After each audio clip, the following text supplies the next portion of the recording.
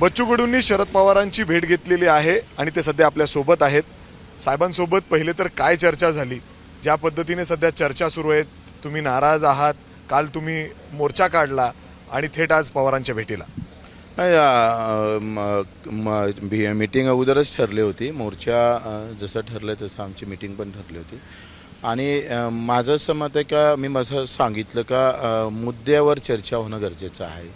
कोण किती सीटा घेणार हा विषय आमचा नव्हता। आमचा विषय होता का आम्ही जे 17 मुद्दे मांडले त्याच्यात प्रकल्पग्रस्त आहे, शेतमजूर आहे, दिव्यांग बांधव आहे, शेतकरी आहे, शहीद परिवार आहे, गड किल्ले आहे, हॉटेलमध्ये काम करणारा कामगार, कंपनीमध्ये काम करणारा कामगार, होमगार्ड जो 3च महिने त्याला ड्युटी भेटतं, असे सगळे जे अतिशय दुर्लक्षित लोक आहे यावर आम्ही चर्चा केली। त्याच्यामध्ये प्रामुख्यानं चर्चा झाली का शेतकऱ्यांना आपण भाव देऊ शकत नसेल तर पेरणी ते कापणीपर्यंत सगळी कामं हे एमआरजेसमध्ये झाली पाहिजे, म्हणजे मजुरीचा खर्च कमी झाला का आपोआपच नफा वाढू शकतं।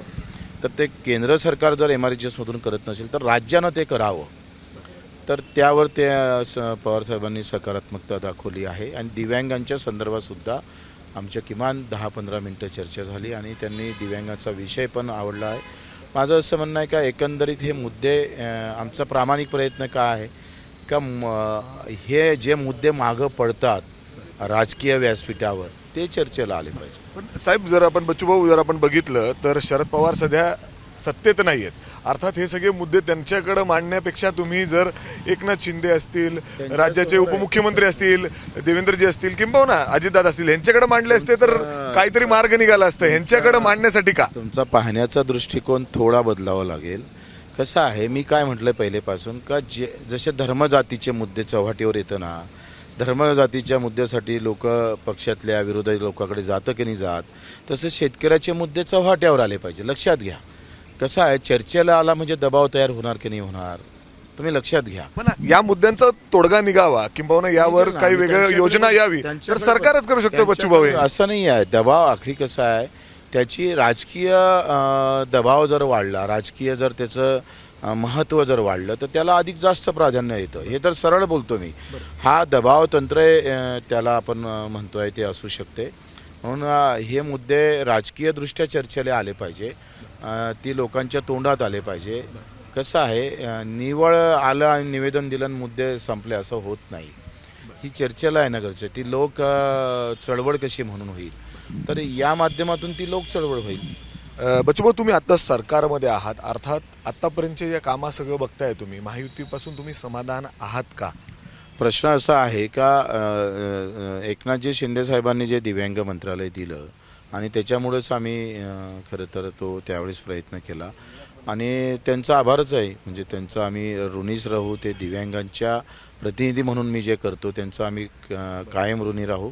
पण आता विषय जो आहे तो त्या दिव्यांग मंत्रालयातल्या बजेटचा विषय आहे। किती बजेट आपण देतोय, त्यातले 1400 कोटी फक्त आपण दिले आणि त्याच्यातले 1200 कोटी तर कर्मचारी अधिकाऱ्याच्या पगारासाठीच गेले। तर जो 5% निधी दिव्यांगाला भेटायला पाहिजे तो भेटला नाही आणि 6000 रुपये महिना तरी त्याला किमान भेटला पाहिजे। आणि असे जे 17 मुद्दे घेऊन आम्ही विद्यापीठ झालं पाहिजे दिव्यांगांचं, घरकुल योजना स्वातंत्र्य आली पाहिजे, तर हे सगळे मुद्दे आम्ही रेटून धरतोय। पाहू 1 तारखेपर्यंत काय त्याच्यात यश भेटतं।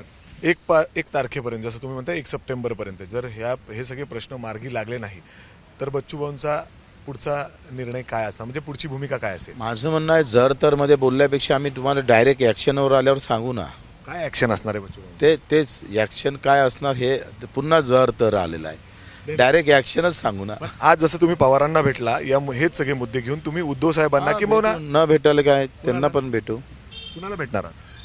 नाही, माझं काय म्हणणं आहे का अधिक जे लहान लहान घटक पक्ष आहे, माझं म्हणणं हे सगळे मुद्दे कष्टकऱ्यांचे, कामगारांचे हे चर्चेला तुम्ही सांगा। हे मी जर हे मुद्दे नाही घेतले, बच्चूभाऊ तुम्ही जे म्हणता की बजेट हे सगळे मुख्यमंत्री देणार आहेत, तुम्ही म्हणजे अर्थात पवार अजून चुकतंय। लक्षात घ्या, हा एवढे लहान विषय नाही आहे, हे एवढे लहान विषय नाही आहे आणि त्याच्यामुळं याची व्याप्ती फार मोठी आहे।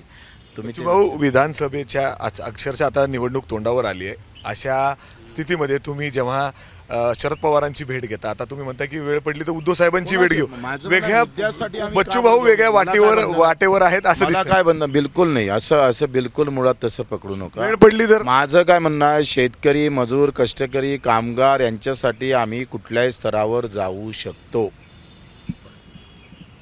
वेळ पडली तर वेळ पडली तर.